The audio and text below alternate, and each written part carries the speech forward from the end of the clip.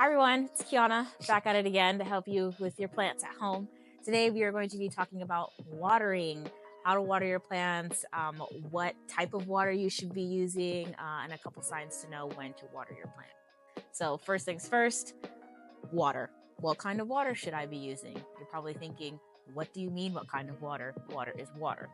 Well, the plants know otherwise. The best water you can use to water your plants at home is actually going to be distilled or rainwater, or even something that you have left in your water bottle that's been sitting out for probably way too long and you need to throw it away anyway. That's some of the best water you can use, especially rainwater. When it's raining, just throw a bucket outside or a pot and collect some of that rainwater. Your plants will love you for it. Room temperature water is really great. Some people say ice cubes for orchids. I've heard it works.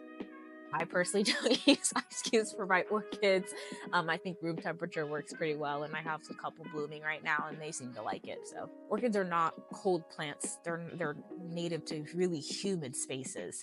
So using ice cubes, most people say it's for the measurement purposes, which is fine, and say like 1 ice cube is fine. If you can do that, then you can take 2 seconds to water the plant with regular water that's at room temperature.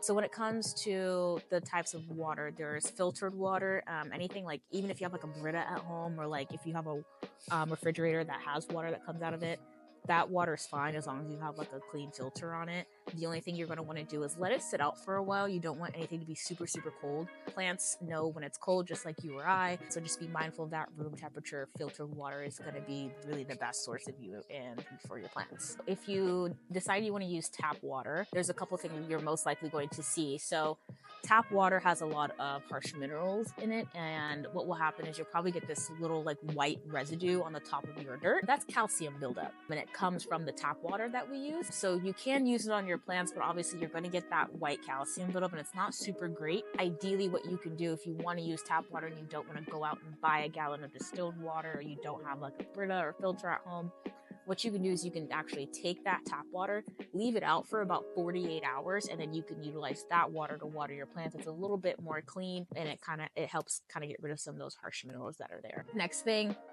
how do you know when to water your plants? Most plants, when they need water, will look pretty sad. For example, this is a peace lily. As you can see, it is not standing up straight. It's pretty sad. The leaves look super sad. A great way to tell if plants need water is most plants will revert back to their original position when they're tugged on if they haven't had any water. Other plants wilt like this one does. Stick this thing in some water through the top or through the bottom. We'll talk about that too. The sky will perk right back up. Always look at the leaves, tug on them. If they revert back, they're probably watered. If they look like this, clearly it needs water.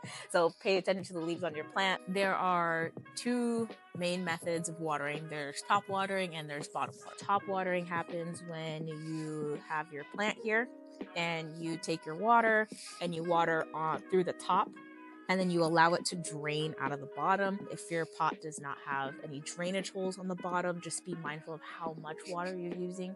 Plants don't know when to stop taking in water, so it's going to take in everything that you're giving it. And the thing about that is that you can overwater your plants, so you just want to be mindful of that. Overwatered plants tend to have like mushy roots or mushy leaves and start to turn like a really dark deep yellow hue, so just look out for that. So be mindful of your watering, but that's how top watering works. You just literally water from the top. What you'll want to do is you'll start from one end of the pot and just go all the way around. I like to count sometimes, just like 1, 2, 3, 4, 5. Go all the way around, and that's pretty standard. Let it drain out if you have drainage holes. If you don't, keep an eye on your plant as you get it. Wait for those leaves to wilt. Give a little bit of water, see how it reacts after a couple hours, and then come back. If it's still not perked up, give it a little bit of more water, but you can kind of filter that out based on necessity for the plant. The second way to go about watering your plants is to bottom water.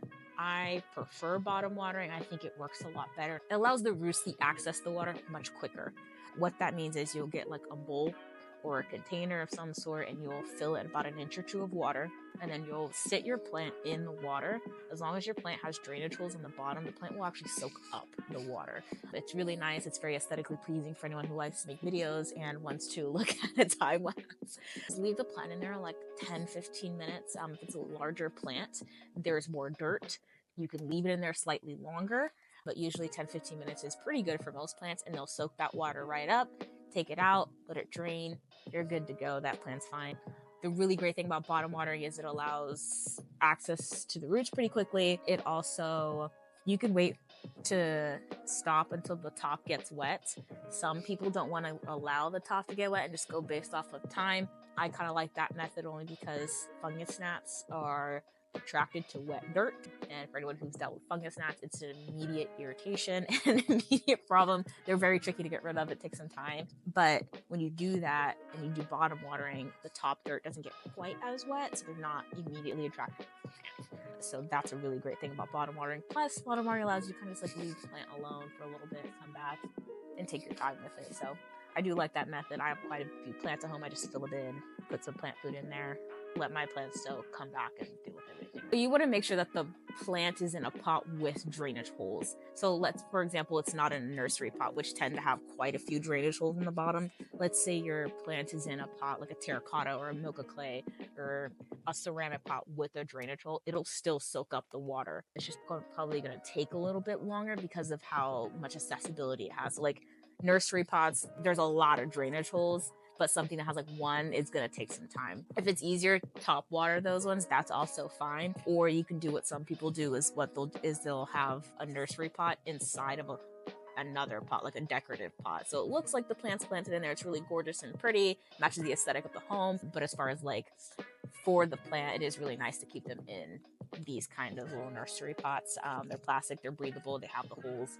So they do provide a lot of nourishment for the plant. If you're like me and you move a lot, I sometimes want to change out my pots and I'm just feeling kind of way. So do that. It's really, really nice. And another really great thing about keeping your plants in nursery pots, the watering, but you also know when to repot your plant. That's a huge indicator, a huge issue with people like, I don't know when to repot. Sometimes something's going on with the plant and that does require it. What's really great about nursery pots, because there are so many drainage holes in the bottom, the roots will grow out of the bottom. When you see roots growing out of the bottom, that's a pretty clear indication that the plant needs a bigger pot or a deeper pot. So it's really great to keep them in nursery pots. Sometimes water can become hydrophobic. What that means is that the soil will not take in any more water, and usually the dirt is super dry and water kind of just bounces right off of it instead of actually soaking it in. There's a couple ways to combat that. You can repot the plant. Another thing you can do is just soak the plant in water. Make sure that your pot has a drainage hole again, and what you'll do is you'll get a bowl of water or even like fill up your sink and sit the plant in there and let it soak for like 15 minutes. That's quite a long time, and it should kind of help soak in the water a little bit more. But essentially that usually happens after it's been dried out for a long time, or sometimes when you buy plants they're like that already. So just be mindful of what kind of soil medium you're using. Right, it's all about the dirt. It's not on the plant, which is why soaking it's going to really help, and it's going to really loosen up the roots too. Sometimes things happen like when plants get root bound. That happens when the roots literally have wrapped around the entire pot. Usually you want to increase the size of the pot at that point and repot into something much larger. Monsteras, pothos, any kind of vine, or epiphyte, they tend to get root bound pretty quickly. Some plants prefer to be root bound for a certain amount of time to kind of help them grow, but there is going to be a point where you do want to upsize that pot. Moisture meters are lifesavers, especially for those who have a bunch of plants or for anyone who's new to plants. For moisture meters, I can actually grab one. We probably have one. Cool.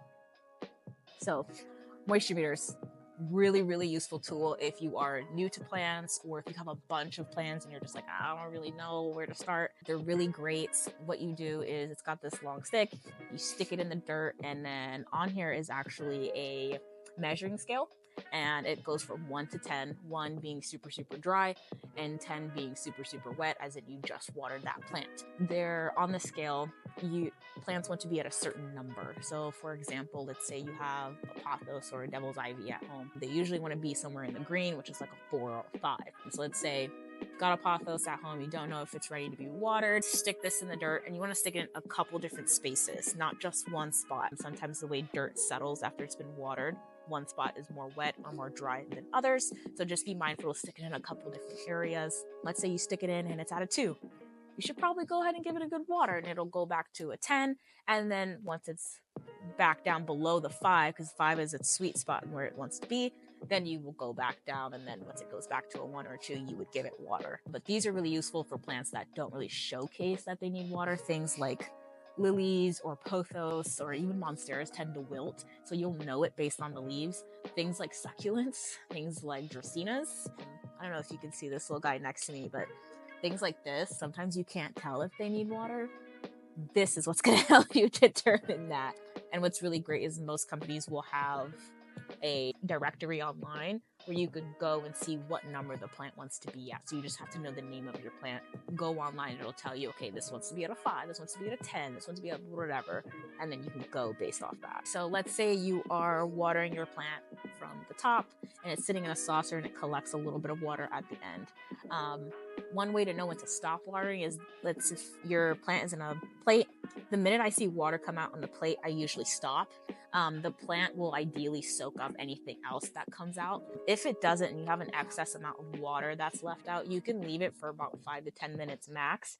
The plant will soak up any excess water. If there's still a lot left after that, go ahead and just toss that water out. Some people like to use it to water other plants. I think it's better to kind of just get rid of it. It's really up to you. That would probably be the best idea. All right, y'all. Thank you so much for tuning in with us here at the Standard Design Group. If you have any more questions, go ahead and leave them in the comments. If you like the video, give us a thumbs up. We really appreciate it, and that helps us. If you liked it a lot, send it out to someone else who's also a plant parent, because community, and that's what's really important, is that we're all in this together. And make sure to subscribe so that you can learn more about plants and we can connect and party and be plant lovers together, because I don't know why you wouldn't want to do that anyway. Reach out to us. We love to hear from you, and stay tuned for the next plant video, and we're going to be talking about lighting, we're going to be talking about fungus gnats, how to get rid of them, other pests. So stay tuned. See you later. Bye.